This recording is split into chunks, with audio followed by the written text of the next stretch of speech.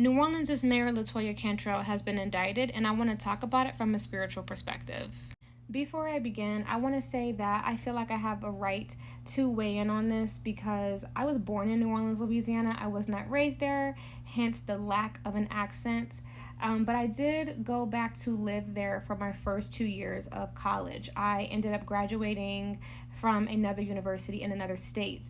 But when I lived there, I really got to see why my parents left the moment they turned 18, and why many people, if they want to thrive, especially if they are black, if they want to thrive, they need to leave New Orleans. But I have family that still lives there, and my mother, again, my parents met in high school in New Orleans. My lineage is New Orleans. You guys, I never really liked Cantrell like that, to be honest with you. When she was running up against Desiree, I was hoping that Desiree won. I like that Desiree is a New Orleans native. I think New Orleans is a very complex city, and nobody can really run it or understand it like somebody that is a native to the city, or at least a Louisiana native. I know that Cantrell has been living in Louisiana or New Orleans for a long time, but I just never had a good feeling about her. I never saw it for Cantrell. Lo and behold, she ended up winning more than once. And, she has continuously behaved badly. I think Cantrell is not focused. I think that is the real issue. I don't think she's very focused on making New Orleans a better place for the citizens that live there, the everyday working class people. I think she's very focused, like most politicians, on whatever's going on in her personal life, her romantic affairs, and her own bank account. She just has a very self-serving energy, and her actions match that. The things that she's been doing and been caught up with over the last several years.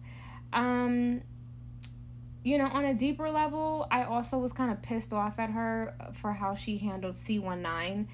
I feel like, look, New Orleans is a tourism city. It's a city that the majority of the economy is built off of hospitality and tourism. So I feel like C19 was her opportunity to really capitalize off of most of the country being shut down, but she did not do that.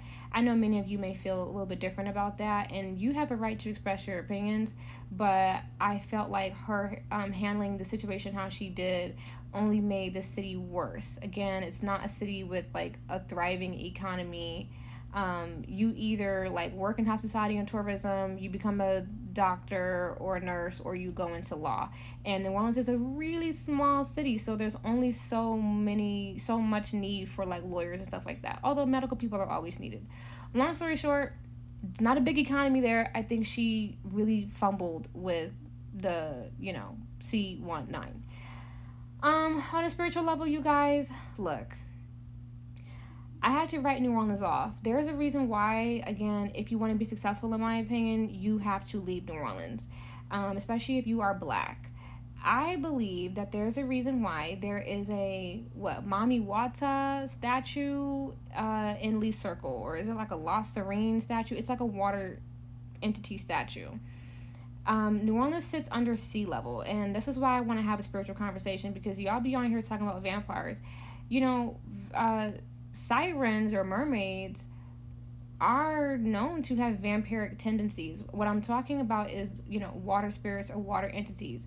In the Bible, when the flood happened, God cast out demonic entities into the water, and many of them are still under there today.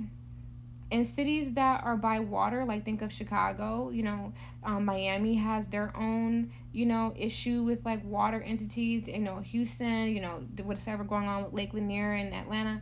I mean, I hate to sound like spooky and superstitious, but you guys, the spiritual realm is very real.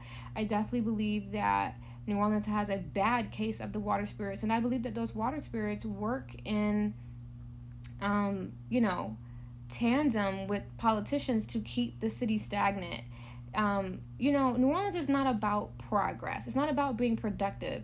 The whole city is built on you getting so full off of beignets and po' boys, and you being so drunk, and you being so entranced with the music and throwing ass at festivals that you lose the plot that this is a place that people actually have to live and that people have to work. Children live there. Like, people are trying to build a life there. And I just feel like, because I felt like this when I was living there, and that's exactly why I transferred schools, because I just felt like, you know what, if you really want to be productive or do anything in life, this is not a place for you to be, especially if, again, you don't want to work in a restaurant for your whole life, you don't want to work in hotels your whole life, you don't want to be a doctor, or you don't want to be a lawyer, or you don't want to be a nurse. You might need to get up out of there, because there really isn't like a space or economy for you. And I believe that that's done by design, because there's entities there that are invested in keeping that city, again, stagnant and dysfunctional and chaotic. And I know that I'm not just pulling stuff out of my ass, because, y'all don't even realize that y'all be worshiping a lot of strange entities during Mardi Gras every year. Every year, y'all throw ass down to the Mardi Gras to a bunch of Greek gods. And then right after that, like, have Lent and Mass and like all that type of stuff. And Catholicism has its own roots and things that the Bible tells you not to be engaged in. That's all I'm going to say with that. So I just feel like, you got to be careful, like, what you engage in. Sometimes certain practices are so ingrained in your culture that you don't even realize that they are toxic or not for your best benefit. But I just say all that to say, because I know people have been talking about vampires in New Orleans. I mean, New Orleans is a very spiritual city. I think it has a lot of spirits and energies bouncing around. It's known for haunted tours and all these other things.